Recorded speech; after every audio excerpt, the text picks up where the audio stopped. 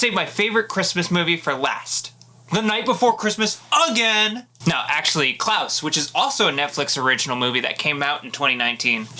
It came out in 2019. That's when The Night Before Christmas came out. They're twins. This movie was nominated for Best Animated Picture at the Academy Awards. Which, like, I know it's an animated picture or whatever, but that's basically Best Picture. And this is a Christmas movie. Do you see any other Christmas movies getting nominated for that award? No. Polar Express only got sound design. See, it's not just me that likes this movie, but because it was only released on Netflix, it's possible that you might have missed it. If you want to know about it, I'll tell you about it. Klaus is about Jesper, who is this Nepo baby mailman fortune heir. Do mailmen have fortunes to be heirs to? This is Mr. FedEx Jr. So Mr. FedEx is fed up with Junior's attitude, his tude, if you will. So he sends him as far up the map as he can get, to the meanest town in the entire world. He has to deliver like 9,000 letters or something like that, and no one in this town has ever used a post office before. So how would a sleazebag get 9,000 letters in a town that hates everybody? By tricking some kids into believing that the old recluse is some mystical toy maker who will deliver a toy if you send him a letter. And then he tricks those kids so much that it starts being true. You can change the world by just being you. An evil, selfish little goblin. And sometimes, if you're evil and selfish and goblin enough, you go all the way around and become a good person again. Klaus combines one of my favorite movies, The Emperor's New Groove, with my favorite book, Going Postal, and it's a Santa origin story. Need I say more? Can any praise I give it be higher than that? This movie has the satisfaction of watching someone who's smart and conniving, figuring out a really good system for getting what they want, which in both cases is mail delivered. And it has the buddy comedy of The Emperor's New Groove, where someone who's selfish learns through friendship how to not be selfish. And it answers all of the same questions that Santa Claus is Coming to Town answers, but it does it in a way more natural way. It's not just a mailman. It is a mailman telling you how Santa Claus... Oh my god! This one almost tricks you into being like, this is a movie. Also, Santa Claus is here. Gotcha!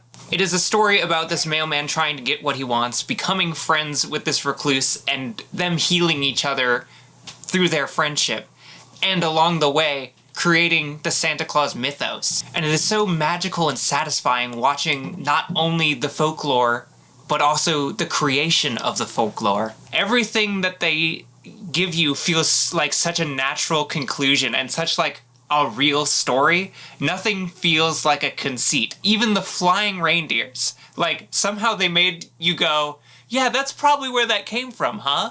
A sled flying off of a ramp being pulled by reindeer. And a kid sees that one night and goes, that happens all the time. There's the story of how this Santa Claus story happens, and then there's the story that Jesper tells people of how it happens. He tells kids who are naughty that Klaus is watching, he knows if you've been good, and he only brings toys for people who are good.